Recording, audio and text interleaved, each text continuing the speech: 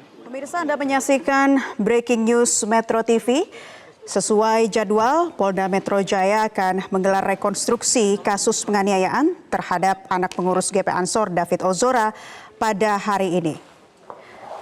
Dirkrimum Polda Metro Jaya, Kombes Pol Hengki Haryadi sebelumnya mengatakan bahwa ada sebanyak 23 adegan yang akan diperagakan dalam rekonstruksi kali ini. Berbagai persiapan telah dilakukan jelang rekonstruksi. Rekonstruksi digelar di TKP pemirsa di kawasan Ulu Jami Pesanggerahan yang merupakan rumah dari teman David. Sejumlah fakta di lapangan nantinya akan digabungkan dengan berbagai alat bukti yang dimiliki oleh pihak penyidik. Dalam hal ini penyidik akan menguji keterangan dari tersangka, keterangan saksi dan akan disesuaikan dengan alat bukti. Sebelumnya pemirsa, Polda Metro Jaya juga resmi menahan kekasih Mario Dandi AG berusia 15 tahun setelah diperiksa sebagai pelaku anak dalam kasus penganiayaan David Ozora. AG ditahan oleh penyidik Subdit Remaja, Anak dan Wanita di Reskrimum Polda Metro Jaya setelah diperiksa selama 6 jam di unit PPA Polda Metro Jaya. Selain Mario Dandi Satrio, polisi juga telah menetapkan satu orang tersangka bernama Shane Lucas. Dan polisi juga membeberkan peran ketiga pelaku penganiayaan Kristalino David Ozora di Pesanggerahan, Jakarta Selatan. Ketiga pelaku ini adalah Mario Dandi, Shane Lucas, dan kekasih Mario berinisial AG. Nah, pemirsa bisa Anda lihat di layar kaca, mobil Jeep sudah didatangkan untuk proses rekonstruksi dan ternyata memang rekonstruksi digelar sesuai dengan jadwal yang sudah ditetapkan pihak Polda Metro Jaya pada pukul 13.30 waktu Indonesia Barat. Sebelumnya rekonstruksi rencananya digelar kemarin namun masih menunggu sejumlah saksi yang akan dikumpulkan yang hadir pada hari ini dan salah satu barang bukti yang dihadirkan dalam rekonstruksi ini adalah mobil Jeep Rubicon yang digunakan Mario Dandi untuk mendatangi TKP. Lokasi kejadian di wilayah Ulu Jami, Pesanggerahan, Jakarta Selatan. Berdasarkan informasi yang kami dapatkan dari rekan-rekan kami di lapangan, sejauh ini saksi yang dihadirkan diantaranya adalah N dan suaminya yang merupakan orang tua dari teman David. N melihat kejadian saat itu dan berteriak saat melihat penganiayaan dari lantai 2 rumahnya. Dan suami N juga dihadirkan sebagai saksi yang membawa David ke rumah sakit pada kala itu. Ada juga R, teman David, dan security komplek yang juga berperan menelpon Polres Jaksel. Sejumlah saksi ada yang dihadirkan dan masih menjadi opsional.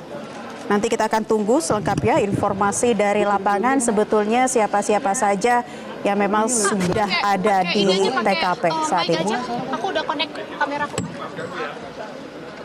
Iya nggak oke.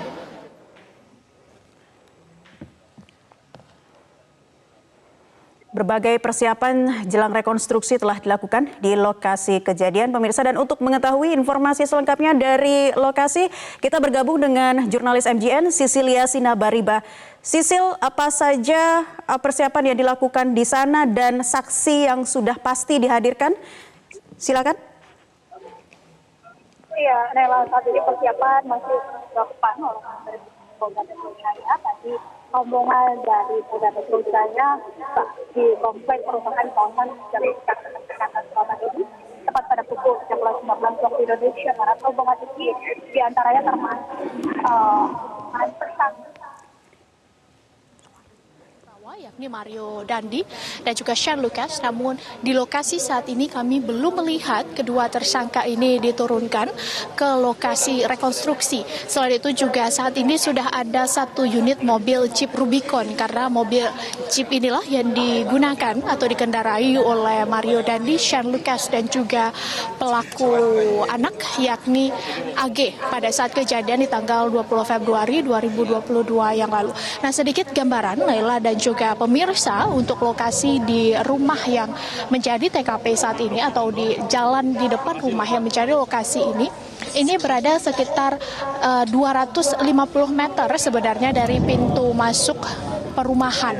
Sehingga tadi kami harus berjalan untuk berada sampai di lokasi saat ini dan sudah ada pembatas atau garis polisi yang dibuat oleh pihak kepolisian di sini sehingga pihak dari awak media juga dibatasi geraknya. Tentu tujuannya agar sterilisasi di proses rekonstruksi ini dapat dilakukan sehingga ada 23 adegan yang disebutkan oleh Direktur Tindak Pidana Kriminal Umum di Polda Metro Jaya, Kombes Hengki, yang akan dilakukan hari ini. Artinya 23 adegan inilah yang akan dilakukan oleh 2 tersangka yang hadir. Kemudian untuk pelaku anak, di dalam hal ini adalah AG, dipastikan tidak hadir karena pihak kepolisian menghormati sistem peradilan anak karena AG ini masih di bawah umur. Dan kembali ke pertanyaan Anda, Naila, siapa saksi yang akan dihadirkan? Yang pasti saat ini adalah ada N yang merupakan orang tua dari teman David yang juga menjadi pemilik rumah yang jalan di depan rumahnya ini merupakan TKP, dan juga suaminya. Suami N inilah yang kemudian membawa David ke Rumah Sakit Permata Hijau pada saat kejadian, sementara N ini yang menghentikan penganiayaan yang dilakukan oleh Mario Dandi CS kepada David di tanggal 20 Februari yang lalu. Nah, untuk David melihat saat ini kondisinya masih dirawat di rumah sakit. Tadi kami melihat ada manekin yang digunakan sebagai peran pengganti untuk David nantinya. Sementara untuk AG, apakah nanti ada peran pengganti, kami belum melihat pihak kepolisian membawa manekin ataupun membawa orang yang akan dijadikan sebagai peran pengganti untuk menggantikan AG yang memang tidak hadir hari ini di proses rekonstruksi ini. Naila. Ya, Sisil, bisa Anda jelaskan lagi terkait peran-peran dari masing-masing pelaku dan apakah Anda sudah mendapatkan informasi dari pihak penyidik nantinya memang sesuai dengan skenario awal begitu ya, dan juga apa saja bisa Anda ulas kembali terkait dengan kasus ini? Iya, Naila, tentu yang pertama yang perlu diketahui adalah rekonstruksi ini dilakukan oleh pihak penyidik Polda Metro Jaya. Tentu tujuannya adalah untuk menyesuaikan keterangan-keterangan yang sudah disampaikan oleh para tersangka, termasuk pelaku anak yakni AG dan juga para saksi-saksi yang sudah dituangkan dalam berita acara pemeriksaan. Nah, hasil keterangan-keterangan inilah yang akan dipastikan kebenarannya, dicocokkan kebenarannya oleh pihak penyidik pada saat rekonstruksi ini. Tidak hanya keterangan dari para tersangka maupun keterangan dari para saksi, namun juga nanti untuk mencocokkan alat bukti yang sudah diselidiki oleh atau yang sudah didalami maksud kami oleh pihak dari penyidik Polda Metro Jaya. Sebelumnya kita tahu bahwa perkara ini ditangani oleh Polres Metro Jakarta Selatan, namun kemudian dilimpahkan kepada Polda Metro Jaya dan proses penanganannya saat ini sudah masuk ke tahap penyidikan sehingga rekonstruksi dapat dilakukan kembali untuk memperterang perkara ini, memperterang kasus ini, dan untuk memastikan apakah keterangan-keterangan yang disampaikan oleh para tersangka ini saling berkesesuaian satu sama lain dengan apa yang terjadi di lokasi kejadian pada tanggal 20 Februari tersebut. Tidak hanya itu, Naila, rekonstruksi ini juga dilakukan untuk melihat apakah pasal-pasal yang disangkakan kepada para tersangka ini sudah sesuai dengan apa yang terjadi di lokasi. Sehingga rekonstruksi ini sekali lagi adalah untuk memperterang proses penyidikan yang sudah dilakukan oleh pihak kepolisian. Nah, jika kembali ke pertanyaan Anda, Naila, bagaimana peran-peran yang dilakukan oleh para tersangka ini pada saat kejadian? Jika kita melihat kronologi yang sudah disampaikan oleh pihak kepolisian, pada tanggal 20 Februari 2023 penganiayaan memang dilakukan. Nah, kita bisa runutkan berdasarkan kejadian tersebut, di mana pada tanggal tersebut pelaku anak yang berinisial AG ini mencoba menghubungi korban David Ozora. Kemudian David mengatakan bahwa ia tengah berada di rumah temannya, yakni di lokasi tempat kami melaporkan saat ini. Ini adalah komplek perumahan teman David, sehingga AG kemudian mendatangi David dengan tujuan untuk mengambil kartu pelajar yang disebut berada di tangan David. Namun ternyata AG membawa temannya, yakni Mario Dandi dan juga Shane Lucas. Ketika AG tiba, ia meminta David keluar dan disitulah kemudian dilakukan penganiayaan. Kita dapat menyebut penganiayaan ini cukup brutal karena Mario Dandi tidak hanya melakukan pemukulan, namun juga menginjak dan juga menendang, terutama bagian kepala dari David. Hingga saat ini David masih terus dirawat di Rumah Sakit Mayapada. Kemudian pada saat penganiayaan tersebut berlangsung, Mario Dandi melakukan penganiayaan, Shane Lucas justru melakukan perekaman dengan menggunakan telepon genggam milik Mario Dandi. Nah, pada saat itu pula orang tua dari teman David yang merupakan pemilik rumah atau ibu dari teman David melihat kejadian tersebut. Ibu dari teman David berinisial N yang saat ini statusnya sebagai saksi ini kemudian menghentikan penganiayaan tersebut dengan berteriak, "Woi!" Berhentilah penganiayaan tersebut, berhenti pula lah rekaman yang dilakukan oleh Shane Lucas. Kemudian penganiayaan selesai, orang tua dari teman David ini, dalam hal ini ayah dari teman David, kemudian membawa David ke Rumah Sakit Permata Hijau, sementara pihak dari Satpam atau pengamanan komplek menelpon pihak dari Polres Jakarta Selatan. Itulah kemudian yang menyebabkan kasus ini terbuka, viral di media sosial, dan bahkan menciptakan efek-efek domino, tidak hanya perkara ini saja, namun juga menimbulkan sejumlah perkara lainnya. Nah, tentu proses penanganan kasus ini mendapat perhatian besar dari publik setelah pihak kepolisian menetapkan ada 2 tersangka. Tuntutan dari publik begitu besar untuk menaikkan status dari teman Mario, yakni AG ini, menaikkan statusnya ke level yang lebih tinggi. Artinya ketika proses penyidikan ini berlangsung, AG sempat memiliki status anak yang berhadapan dengan hukum, artinya sama dengan saksi, namun kemudian pekan lalu pihak dari kepolisian menyatakan bahwa AG statusnya dinaikkan menjadi anak yang berkonflik dengan hukum, artinya merupakan pelaku anak. Butuh waktu bagi pihak kepolisian tentunya untuk menaikkan status dari AG ini karena tentu ada pertimbangan peradilan anak. Mengingat AG masih di bawah umur, masih berusia 15 tahun, sehingga ada sejumlah perlindungan yang ia dapatkan dalam kapasitasnya sebagai pelaku pidana anak. Dan saat ini pun AG tidak bisa dihadirkan karena peradilan anak tidak mengizinkan, sehingga AG saat ini masih berada di tahanan. Tahanannya pun berbeda dengan 2 tersangka lainnya, Naila dan juga pemirsa. AG saat ini ditahan di Rumah Tahanan Lembaga Penyelenggaraan Kesejahteraan Sosial atau LPKS. Nah, kita akan melihat, Naila, bagaimana perjalanan ataupun bagaimana nanti adegan-adegan yang akan diperagakan oleh para tersangka ini, oleh para saksi. Dan juga apakah nanti akan disampaikan juga keterangan dari pihak kepolisian terkait hasil rekonstruksi hari ini. Nah, Nela dan juga pemirsa, saat ini kami dapat menginformasikan juga bahwa situasi di komplek perumahan ini mendung dan mulai gerimis. Kita akan melihat nanti apakah ini akan membuat proses rekonstruksi ini akan ditunda sementara atau tetap dilanjutkan oleh pihak dari penyidik Polda Metro Jaya. Naila. Ya, Sisil, apakah Anda melihat pihak dari keluarga korban David Ozora juga ada di lokasi saat ini? Iya, Nela, tadi kami sudah bertemu dengan pihak LBH Ansor yang merupakan tim advokasi untuk keluarga David Ozora. Pihak dari LBH Ansor ini mengatakan bahwa mereka akan hadir pada proses rekonstruksi hari ini dari LBH Ansor sekitar 4 sampai dengan 5 orang.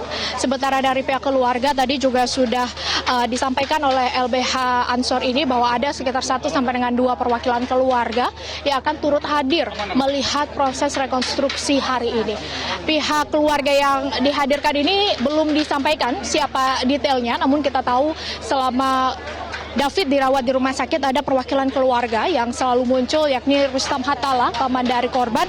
Namun kita masih menunggu, Nela, karena di lokasi saat ini kami masih belum melihat ada kedatangan dari paman David ini. Kami sudah mencoba mengonfirmasi juga kepada pihak kuasa hukum kembali apakah ada perwakilan keluarga yang dipastikan datang, namun belum mendapatkan balasan lebih lanjut, Naila. Ya, Sisil, informasi yang kami dapatkan sebelumnya, pihak kejaksaan juga dijadwalkan hadir di sana. Apakah sudah hadir? Anda sudah melihatnya?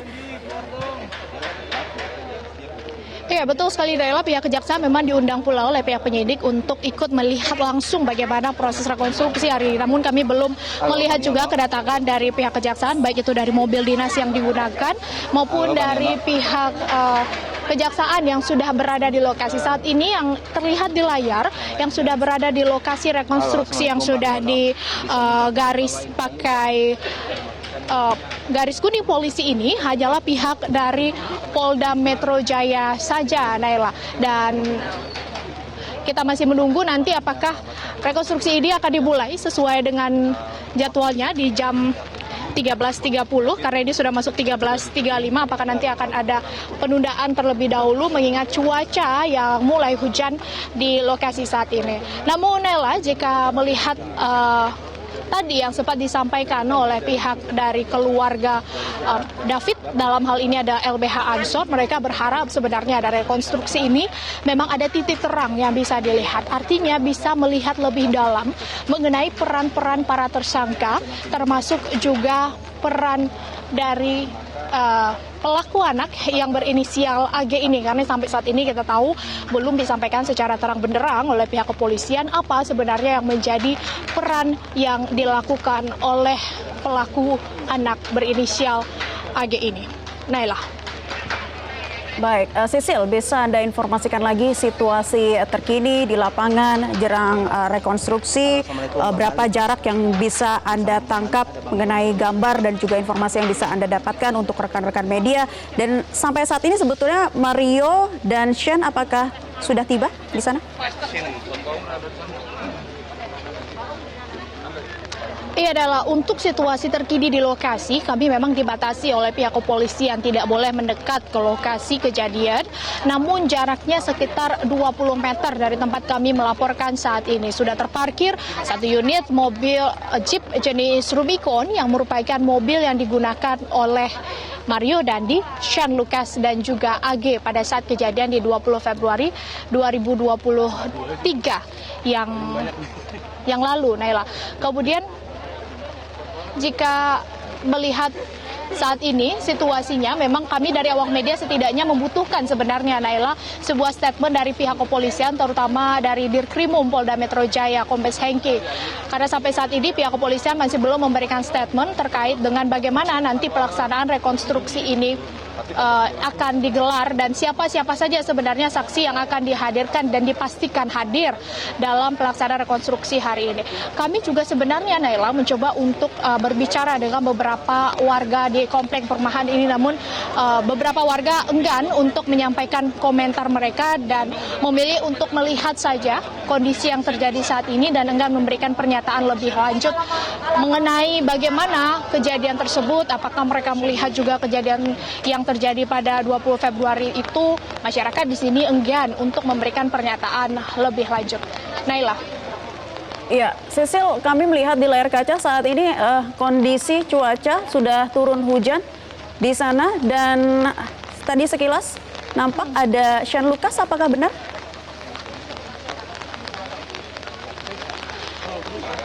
Iya, Dela, kami sampai saat ini mengingat jarak yang cukup jauh dari lokasi pelaksanaan rekonstruksi memang belum dan tidak bisa sebenarnya melihat lebih dekat mengenai apa yang sedang terjadi. Namun dari pantauan kami di kamera memang terlihat saat ini pihak kepolisian malah memilih untuk berteduh sementara, artinya memang agak mundur dari jadwal yang disiapkan di 13.30 untuk pelaksanaan rekonstruksi. Karena hujan semakin deras di lokasi ditambah dengan angin yang mulai kencang di lokasi ini, sehingga pihak kepolisian memilih untuk berteduh sementara. Nah, jika pertanyaan Anda apakah Sean sudah berada di lokasi, kami belum melihat adanya Sean ataupun Mario Dandi, karena kita tahu jika kedua terdakwa ini seharusnya menggunakan pakaian berwarna oranye sebagai tahanan di Polda Metro Jaya. Namun kami belum melihat yang bersangkutan berada di lapangan dan tentunya, Naila, kami akan mencoba untuk melihat lebih dekat lagi jika memang diizinkan oleh pihak kepolisian. Naila.